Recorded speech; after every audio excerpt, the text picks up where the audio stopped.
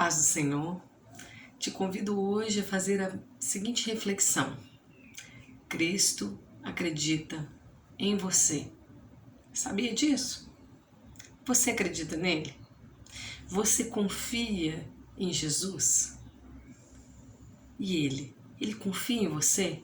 Ele acredita em você? Vamos refletir sobre isso. Abra sua Bíblia em Mateus 4, 18 a 22, nós vamos ler.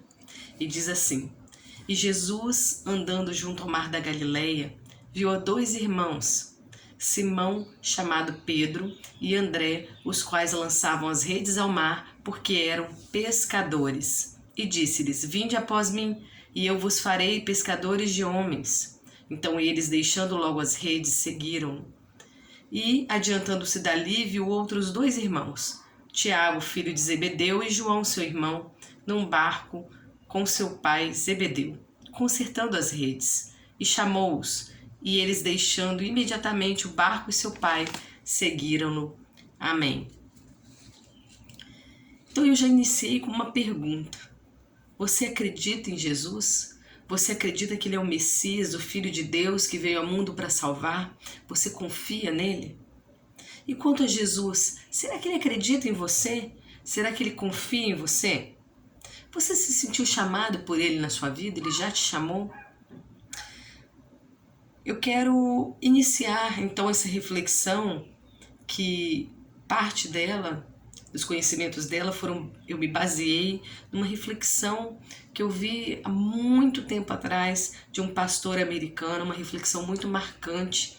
Eu até procurei novamente para ver se eu achava o nome dele para citar aqui para vocês, mas não achei. Não sei se esse vídeo saiu do ar ou se eu não encontrei.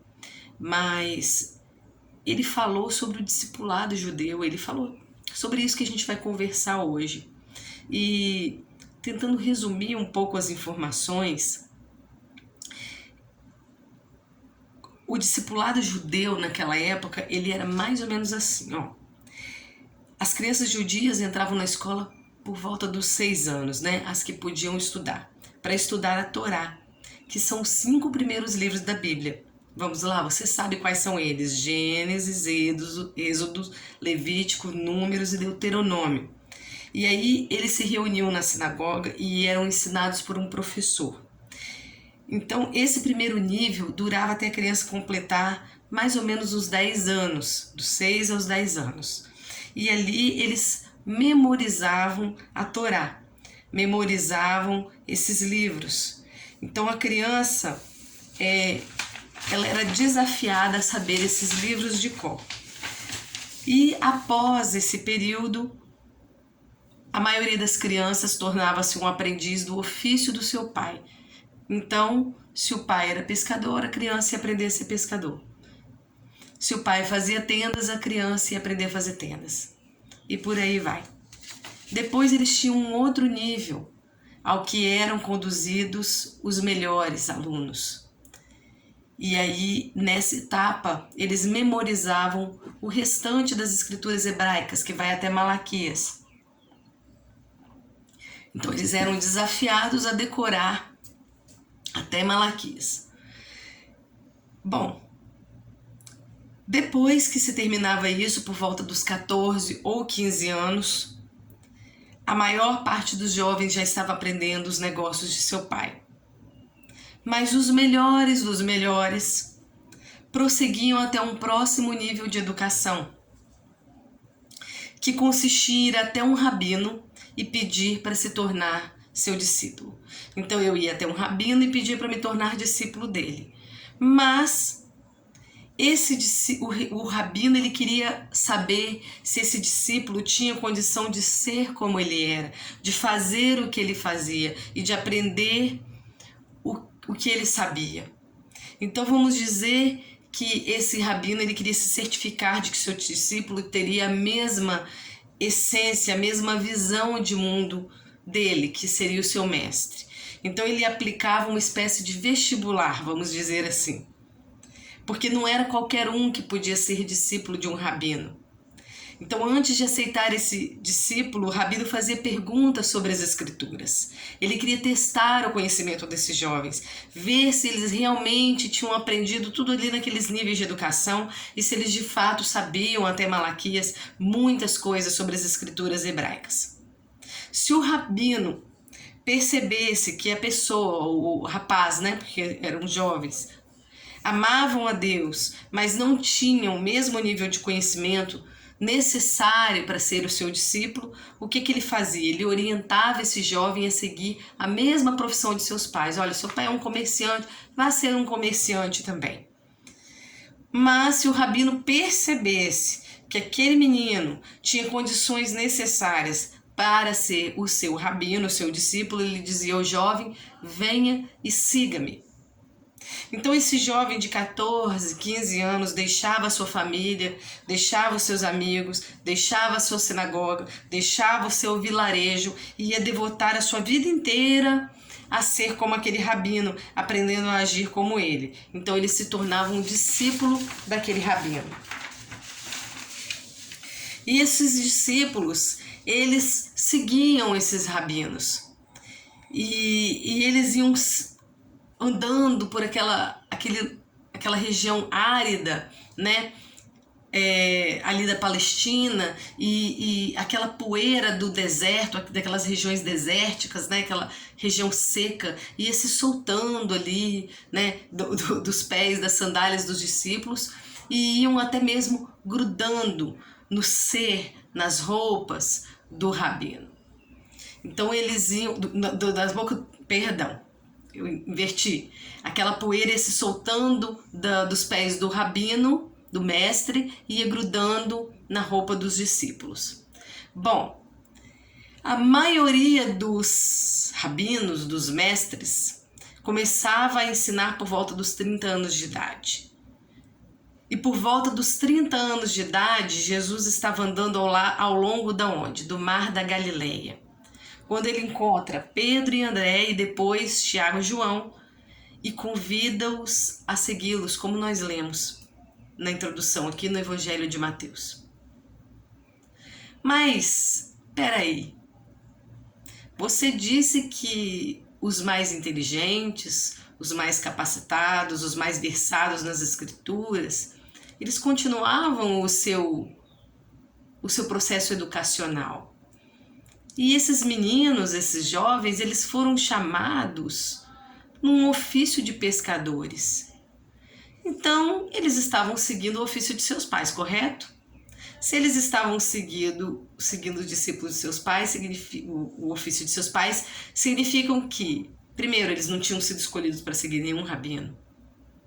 Segundo, talvez eles não tenham continuado sequer o processo de educação. Eles não eram pessoas bem educadas, vamos dizer, no sentido formal da educação, no sentido de conhecimentos. Eles não tinham passado no vestibular dos mais versados nas escrituras. Eles não eram os melhores, não eram os mais inteligentes. Eles não tinham passado no teste. E se eles não passaram no teste para seguir um rabi, por que o rabi Jesus os chamou? O que Jesus está dizendo quando chama esses despreparados, esses perdedores? Venham e sigam-me. O que Jesus está dizendo para mim? O que Jesus está dizendo para você? Se o pré-requisito para seguir um rabino era agir, poder agir, ter potencial de agir como o rabino agia, o que Jesus está dizendo para esses homens simples e mal instruídos é: vocês podem ser como eu. Vocês podem ver o mundo como eu vejo. Vocês podem ter uma essência parecida com a minha. Não importa o seu nível de instrução. Meu querido, quantas vezes a gente deixa de pregar, de anunciar a palavra porque a gente fala: eu não sou capaz. Eu não sou versado suficientemente nas escrituras. Eu não posso pregar. Será? Será que é isso que Jesus pensa de você? Jesus, ele vê o coração. Ele não vê como o homem vê. Jesus, ele é Deus, ele tem a essência de Deus. E você se lembra como foi a escolha do rei Davi, o rei mais famoso da Bíblia, um dos mais famosos do mundo, né? Não só da Bíblia, não só, mesmo quem nem conhece a Bíblia, conhece o rei Davi muitas vezes, né? O Jessé recebe o profeta Samuel na casa dele. Jessé tinha muitos filhos, altos, valentes, alguns até, né, eram do exército de Saul. E Jessé vai falando, Samuel avisa, olha, eu vim aqui ungir um novo rei, Deus me mandou aqui ungir um novo rei, deixa eu ver os seus filhos. É esse? Não. É esse? Não. E esse aqui tão alto? Não. E esse aqui tão forte? Não. Você não tem mais nenhum filho, Jessé? Ah, eu tenho, mas o outro que me resta, ele é pequeno e ele cuida das ovelhas, que era o ofício menos nobre, vamos dizer assim, né? Do mais fraco, do menor. Chama esse que eu quero ver. E Deus diz o quê para o profeta? É este que você deve ungir. Porque Deus não vê como a gente vê. Deus vê o coração. Deus vê o seu potencial, o meu potencial. E eu te digo que se Jesus um dia te chamou para segui-lo, se você se sentiu tocado, chamado, se você nasceu de novo e se converteu, você é capaz. Ele acredita em você. Não foi você que foi até ele. Foi o Pai que enviou você até ele. Lê nas Escrituras. Ninguém pode ir a Jesus se o Pai não o enviar. Então, assim como Tiago, João, Pedro e André, nós também consideramos esse chamado uma honra, não é mesmo? A ponto de largarmos tudo que estamos fazendo, será?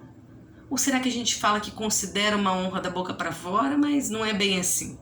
Porque eles largaram tudo que eles estavam fazendo. Mas será que nós largamos? Será que nós nos consideramos muito jovens, ou muito velhos, ou pouco instruídos, ou muito instruídos? Que idade será que eles tinham? Será que alguns daqueles discípulos tinham 16 anos, 20, 15? Que idade? Será que nós nos sentimos pouco sábios para seguir a Jesus e para tentar fazer as coisas da forma como ele fazia? Nos consideramos poucos versados nas Escrituras? Nós não temos curso de teologia, curso de evangelista? Nós não ocupamos um cargo na igreja? Nós somos pecadores? Sim, nós somos pecadores. A Bíblia diz que aquele que diz que não tem pecado é mentiroso. O que nos impede então de sermos discípulos? Não é só de acreditarmos, né? A Bíblia diz que acreditar em Deus até o diabo acredita. Não é acreditar, é ser discípulo, é seguir, é servir, é querer ver como ele vê, é querer andar como ele andou, é querer ser como o seu rabi, é deixar que a poeira dele, que ele desprende ao andar, suje as suas roupas, porque você caminha perto dele. Porque se você caminha de longe, a poeira dele não vai bater em você, como a poeira do rabi batia na roupa dos discípulos, e eles ficavam impregnados com a poeira que soltava dos pés do seu mestre. Se você quer que a poeira dos pés de Jesus ao andar fique impregnada nas suas vestes, na sua vida, tendo o sentido metafórico dessas palavras, é necessário que você ande colado nele. Colado, que você queira ser como ele, fazer como ele fazia.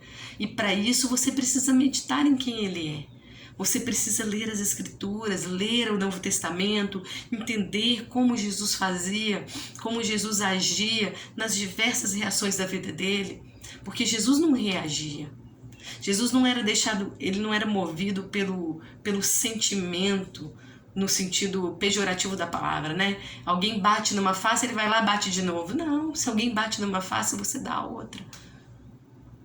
Isso é um agir consciente, não é um agir irrefletido, uma reação. Ele não se baseava naquilo que os outros faziam com ele. Quando os soldados foram prendê-lo, ele não falou, isso mesmo, Pedro, corta a orelha do soldado, corta a orelha do Malcolm. Não, ele foi lá e restaurou o Malcolm. E ele poderia ter um exército se ele quisesse, porque ele tinha muitos seguidores, além dos 12. Mas ele fez aquilo que o Pai o trouxe à vida para fazer. E nós precisamos refletir nisso. Mas talvez você se pergunte, será que Jesus realmente me escolheu? Essa falta de autoestima é tão comum que Jesus precisou lembrar aos discípulos que ele os havia escolhido. Ele disse: não me escolhestes vós a mim, mas eu vos escolhi a vós, e vos nomeei, para que vades e deis fruto, e o vosso fruto permaneça. João 15,16. Então, se você se sente pequeno e incapaz, lembre-se do discipulado dos judeus. Lembre-se que Jesus escolheu uma equipe que ninguém queria, nenhum outro rabi. Uma equipe que não passou no teste. E com esse time de perdedores, ele mudou o mundo, ele dividiu a história. Nenhum homem fez o que ele fez. Com um time como o que ele tinha, ainda mais dizendo assim, né? E por que Jesus escolheu esse time que nenhum outro rabino queria? Algumas dicas nós já demos aqui. Primeiramente, porque ele quer mostrar que segui-lo, ser cristão é para todos. Jovens, velhos, homens, mulheres, ricos, pobres, cultos ou não. Ali naquele time nós tínhamos zelotes, que eram rebeldes na época. Um zelote. Nós tínhamos naquele time também pescadores, como eu já disse, pessoas pouco instruídas. Nós tínhamos um publicano, que eram pessoas, o publicano, né, era um cobrador de impostos, ele cobrava impostos do seu povo, do povo judeu, para Roma. Então ele era execrado, odiado, essa raça, vamos dizer, de publicanos, as pessoas odiavam, e por aí vai. Né? Nós tínhamos todo o tipo de pessoa ali, de diferentes idades, fora também as mulheres que o seguiam, né? Não faziam parte do grupo de discípulos, do grupo dos 12, mas o seguiam, fora as outras pessoas que o seguiam. Então, em segundo lugar, porque Deus escolheu as coisas loucas deste mundo para confundir as sábias. Deus escolheu as coisas fracas deste mundo para conduzir as fortes. Está lá em 1 Coríntios 1, 27. Porque o poder de Deus se aperfeiçoa na fraqueza. Está em 2 Coríntios 12, 9. Veja bem, ninguém é sábio perto de Deus. A sabedoria humana, a gente acha que é sábio, isso é uma ilusão. Ninguém é forte perto de Deus. Essa força que a gente acha que tem é uma ilusão. A palavra de Deus diz que Deus resiste ao soberbo. A palavra de Deus diz que a soberba precede a ruína. Então, se achar forte, se achar sábio, né? Se achar igual, semelhante a Deus, isso é uma soberba. E Deus, ele escolhe exatamente aqueles que sabem que são fracos, aqueles que sabem que não são sábios. Deus ama o humilde. E ele escolheu um time de pessoas humildes. Finalmente, porque Deus acredita nos seus discípulos. O rabino não escolheria um discípulo se não acreditasse que ele pode fazer como ele e ser como ele. Jesus acredita nessas pessoas, porque Jesus vê o coração, como Deus vê.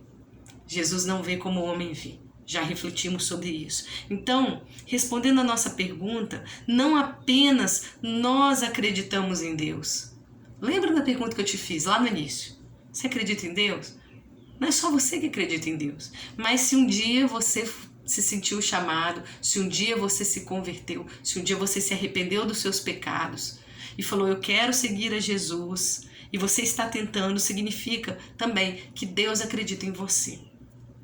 A nossa fé em Jesus é fundamental, mas saber que Jesus tem fé em nós também é muito importante. Jesus, ele tinha tanta fé em seus discípulos que ele deixa uma missão na mão deles.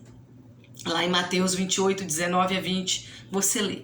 E essa missão diz o seguinte: ordena que eles caminhem por todo o mundo como representantes desse rabi, fazendo outros discípulos para o rabi, ensinando aquilo que o rabi ensinou, né? E batizando as pessoas no nome deste rabi. No nome dele, no nome do Pai dele, no nome do Espírito Santo que ele enviou. Jesus acredita que eu e você podemos viver como ele viveu aqui na terra. E ele acredita que nós também podemos fazer outros discípulos para ele. Mas para isso, nós precisamos acreditar também. Acreditar em nós mesmos. Acreditar que aquele que nos chamou nos capacitou. Mas, Carla, como ser como esse rabi? Como ser como Jesus? É aquilo que a gente já disse, para você ser como alguém, você precisa seguir de perto. Você precisa estar coberto pela poeira dessa pessoa. Por isso, o discípulo de um rabino nunca desgrudava dele. Então, como a gente já disse, essa ilustração é importante. Quando um rabino judeu caminhava, o seu grupo de discípulos ia andando atrás dele, e a poeira daquelas regiões áridas que se desprendia no caminhar do mestre ia cobrindo as roupas dos discípulos. Então surgiu o seguinte ditado: que você fique coberto pela poeira do seu rabino. Para conhecer Jesus é preciso que a poeira dele fique em você. Meditar, como já dissemos, sobre como ele vivia nas circunstâncias em que ele vivia. E eu te garanto que tudo que você possa ter passado na vida, ele passou. Deus sabe, Deus desceu e ele sabe tudo que você passou. Se você passou por perdas, ele também passou. Se você passou por humilhações, ele também passou. Se você passou por dor física, emocional, estresse, ele passou. Se você passou fome, ele passou. Se você passou rejeição, ele passou. Se você passou por traição, ele passou. Se você foi tentado, ele também foi. Nada que possamos ter experimentado nessa vida não foi conhecido, não é desconhecido pelo nosso mestre. Nós devemos meditar através do Novo Testamento sobre como ele agiu diante de cada uma dessas situações. Uma pessoa que aprendeu a fazer isso muito bem foi Paulo. Para seguir o mestre, Paulo esmerou-se em conhecer o seu caráter. E ele nos deixa uma bela dica em Filipenses da conduta de Cristo e também da conduta que nós devemos ter. Porque diante de toda situação, nós devemos nos esvaziar de nós mesmos e nos encher de Jesus. Esse é o primeiro passo. Nós devemos orar e clamar a Deus por isso. Uma atitude de humildade e de abrir mão de nós mesmos. E diz assim em Filipenses 2, versos 1 a 7. Portanto, se há algum conforto em Cristo, se há alguma consolação de amor, se há alguma comunhão no Espírito, se há alguns entranháveis afetos e compaixões, completai o meu gozo, para que sintais o mesmo, tendo o mesmo amor, o mesmo ânimo, sentindo uma mesma coisa.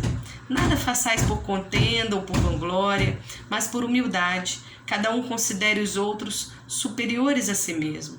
Não atente cada um para o que é propriamente seu, mas cada qual também para o que é dos outros, de sorte que haja em vós o mesmo sentimento que houve também em Cristo Jesus, que sendo em forma de Deus, não teve por usurpação ser igual a Deus, mas esvaziou-se a si mesmo, tomando a forma de servo, fazendo-se semelhante aos homens.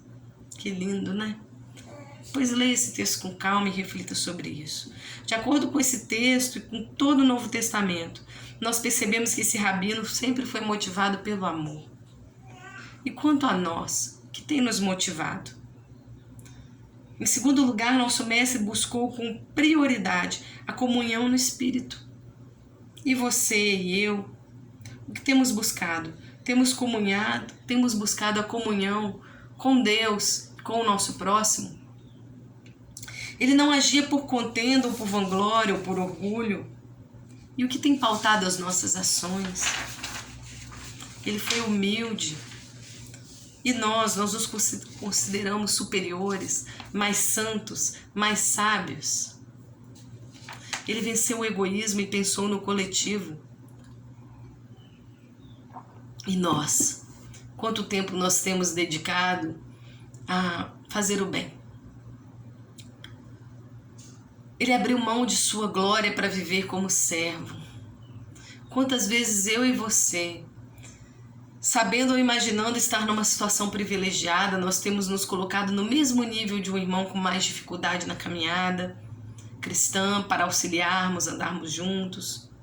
Ou quantas vezes nós nos dispomos a sair em missão e ajudarmos uma pessoa que não conhece a Jesus a chegar lá. Ou quantas vezes nós temos nos dedicado a praticarmos obras de misericórdia para as pessoas que necessitam de uma ajuda material. Quem nós queremos ser? Para concluir, nós já pensamos sobre quem é o nosso mestre e quem somos nós. Então vamos refletir sobre quem nós queremos ser. Queremos ser alguém aplaudido por atitudes grandiosas? Ou queremos ser alguém que procura fazer a coisa certa mesmo quando não tem ninguém olhando? Essas pequenas coisas que fazemos quando não tem ninguém olhando, Deus vê. E são essas que definem o nosso caráter. E é assim que Deus vê o nosso coração. E é assim, conhecendo o nosso coração, o nosso potencial, também as nossas falhas, que Deus nos chama. E é vendo essas coisas que ninguém vê, que Deus sabe quem você é mais do que os outros. E é assim, sabendo quem você é, mais do que os outros sabem, que Ele acredita em você, mesmo que ninguém mais acredite. Mas nós queremos fazer o certo nas pequenas coisas ou apenas nas grandes, em que certo e errado são óbvios? Ou nós queremos também acertar nos pequenos detalhes despercebidos? Nós queremos ajudar um vizinho, nós queremos ir a um asilo, um orfanato, nós queremos viver em comunhão com os nossos próximos, nós queremos abrir mão de estarmos certos o tempo inteiro. Nós queremos ser humildes. Nosso mestre, ele é humilde de coração. E ele nos chama a ser como ele. Veja, ele era Deus. Deus estava nele. Deus desceu na pessoa dele. E veio viver conosco. Mas ele não teve por usurpação ser igual a Deus, porque ele é humilde de coração. E ele chama a gente, olha, sejam humildes, porque eu também sou humilde de coração. É fácil deixar essas pequenas coisas escaparem, mas foi essas pequenas coisas e não as grandes, como ter todas as escrituras de cor e salteado, que definiram quem seria discípulo desse rabi especial. Porque ele não estava interessado nos grandes atos, nos grandes oradores nas sinagogas, nos grandes versados nas escrituras. Ele estava interessado naqueles que tentavam de alguma forma agradar a Deus nas menores coisas. Levi era um publicano. Para todo mundo ele era um imprestável, um traidor do seu povo, aquele que cobrava impostos, vamos dizer, dos donos da terra, né? Porque eles eram donos daquela terra, os judeus, mas eles foram dominados pelos romanos. Então Levi cobrava impostos dos donos da terra para entregar esse dinheiro suado daquelas pessoas pobres aos romanos. Era um traidor de seu povo. E Jesus vê Levi na coleteria, olha para ele e fala: vem e me segue. E Levi deixa aquilo tudo. Como é difícil deixar dinheiro, né? Como é difícil, mas Levi deixa aquilo tudo e vai atrás dele. E Jesus muda o nome de Levi para Mateus, que significa presente de Deus. Olha, eu penso o que Jesus estava pensando quando pensou nesse nome. Pensar aqui, aquele homem execrável. Jesus viu algo no coração dele que ninguém viu. E Jesus, claro, estava certo, porque para alguém, Jesus sempre estava certo, mas eu quero dizer o seguinte, para alguém largar uma profissão extremamente rentável, para alguém estar numa coleteria ali, cheio de dinheiro e falar assim, chega, e ir seguir um homem pobre, um rabi pobre, e um bando de discípulos miseráveis, vamos dizer assim, aos olhos humanos, alguns deviam olhar e falar assim, um bando de mendigos, né? É porque essa pessoa tinha algo no coração. E porque talvez nas pequenas coisas, a despeito daquela profissão execrável que ele tinha, nas pequenas coisas, ele era um homem arrependido, ele era um homem que tentava seguir ao Senhor, ele tinha um coração contrito, quebrantado. E Jesus vê Jesus vê tudo isso e Jesus, ele te enxerga. Mesmo que ninguém mais te enxergue na sua casa, no seu trabalho, no seu bairro, onde quer que você vá, Jesus te enxerga. Jesus, ele acredita em você. Mas não deixe essas pequenas coisas escaparem, porque ele vê o coração. E são essas pequenas coisas que nós fazemos todos os dias, que nos moldam e dizem melhor quem nós somos. São elas que fazem o reino de Deus se fortalecer na terra. São elas que fazem com que as pessoas conheçam a Deus e se convertam. Jesus, ele acredita em você, ele acredita que você pode viver como ele viveu. Ele acredita que você pode se voltar para o amor, para o serviço, para a humildade, para o bem, para a compaixão, para a verdade, para o perdão, para a paz, para a alegria, para a graça, para a esperança, para a santidade. Quando ninguém vê, no oculto do seu quarto, no silêncio da sua casa, no silêncio do seu interior, numa adoração verdadeira e profunda, porque Deus procura aqueles que o adorem em espírito e em verdade. Quando eu medito na grandeza do nosso Mestre, na minha pequenez, eu penso que eu tenho que me aplicar muito a meditar sobre Ele, sobre a vida dele, a ler os evangelhos e a orar e a pedir a Ele que tenha misericórdia de mim e que me encha do seu Espírito Santo e que me aceite como discípulo e me aceite no seu reino e que habite em mim e tire de mim aquilo que me afasta dele, porque eu quero andar com ele, pertinho dele, a ponto de ficar coberta pela poeira do meu Rabi. E eu desejo que você também mantenha firme a sua fé em Deus. E que também perceba, e que eu também perceba, Deus tem fé em mim, Deus tem fé em você. E que você fique coberto pela poeira de seu Mestre Jesus, que te chamou e que acredita no seu potencial. Que você e eu fiquemos cobertos pela poeira do nosso Mestre. Amém? Vamos orar.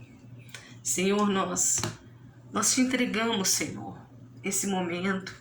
Nós te entregamos as nossas vidas. Nós te entregamos os nossos conhecimentos. Nós te entregamos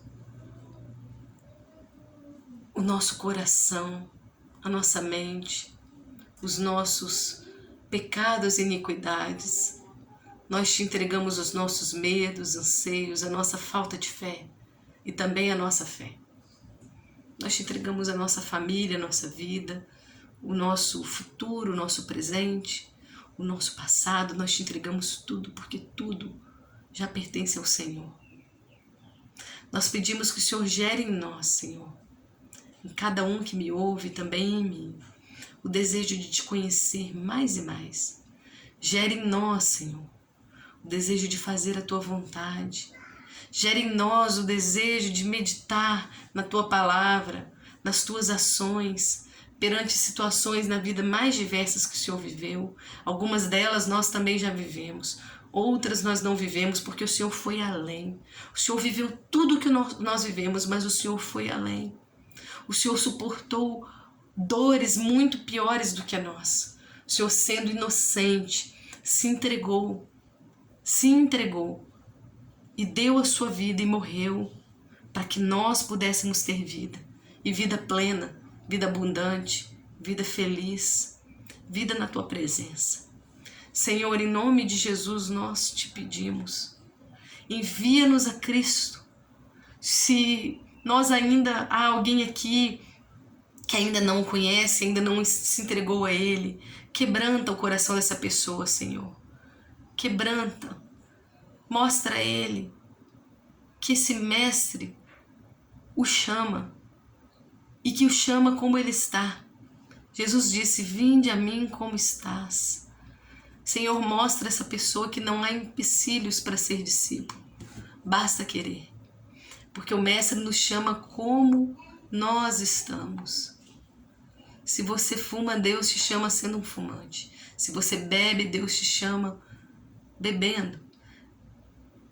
Se você está em algum pecado, Deus te chama neste pecado, Deus te chama hoje, para que você não morra sem arrependimento, meu querido. Vá a Ele como você está e deixa que o resto Ele faz. É Ele que vai te santificar, é Ele que vai te perdoar dos seus pecados, é Ele que vai te conduzir até Deus. Não tente sozinho até Deus, porque é impossível. Nós, pelos nossos próprios esforços, jamais chegaremos a Deus. Jamais. Porque Deus é santo, numa medida que nós jamais conseguiremos ser. Por mais conhecimento que você tenha nas Escrituras, se você já conhece a Deus, você sabe, você nunca será como Deus é. Então deixe Jesus te conduzir a Deus. Deixe Ele perdoar os seus pecados. E eu oro que assim seja, em nome de Jesus. Senhor, concluindo essa oração, nos ajuda a termos vontade e disposição de te seguirmos de perto, de meditarmos como o Senhor faz e de agirmos como o Senhor age. Tira todo o impedimento nosso e tira também toda a barreira humana ou espiritual. Repreende o inimigo, Senhor, em nome de Jesus. E repreende toda seta do inferno sobre as nossas vidas, toda retaliação sobre a minha vida, sobre a vida da minha família e sobre a vida das pessoas, dos familiares das pessoas que me ouvem nesse momento e que querem te seguir. E que nós de fato te sigamos, e que sua poeira se grude em nós. Em nome de Jesus nós oramos. Amém.